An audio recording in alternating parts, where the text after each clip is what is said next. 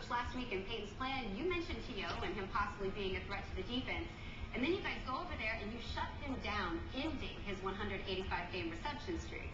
What does that say about your defense? I don't think, Angie, anytime you play a guy like Terrell Owens, you think you're going to shut him down from a catch. But we did have a good game, and Greg Williams and his staff did a great job of planning for a talent like him. But it really starts with the guys up front. We got good pressure on the quarterback. The secondary did a great job with their coverage.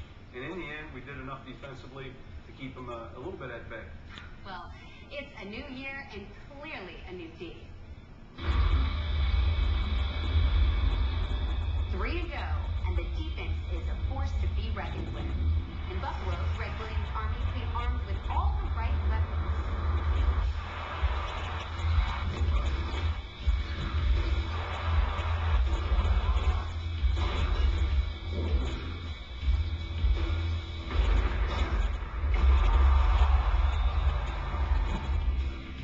Definitely left your mark in Buffalo, and it's your first game back in 6 years.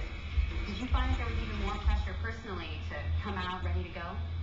The fact that it was the first time that I was actually back in Buffalo since the moving van was pulled out of the driveway, it was a nice win. What's one of the most significant changes that you've made since stepping into this position?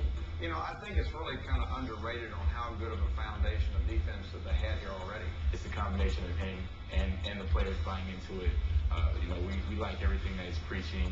He's sure about himself. He knows that he has a good plan going into each week, and he knows the type of work he puts in.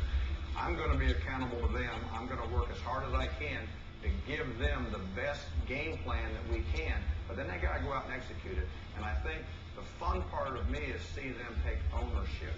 Last week we were talking to some of the players about Drew Brees and his work ethic and how he's really a uniting force for the offense.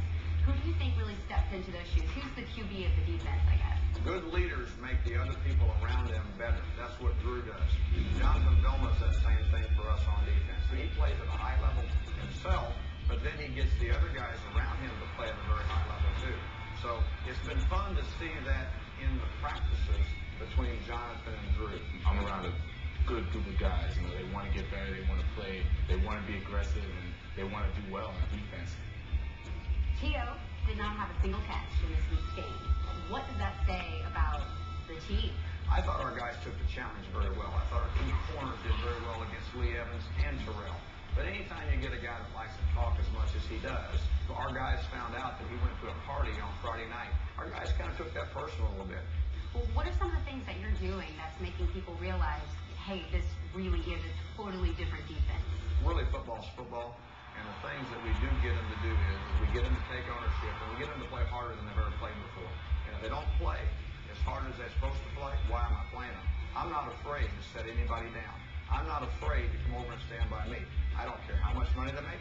I don't care where they were drafted, okay? There's an ownership to the position and a respect to the game. And when you step inside the white lines, you better respect this game, because this game's been going on a long time before us and a long time after us. There's only one way to play, and that's all out if you're going to be a Saints defensive football player. And I think the Saints fans in the Saints city of New Orleans, deserves a championship after all the long years.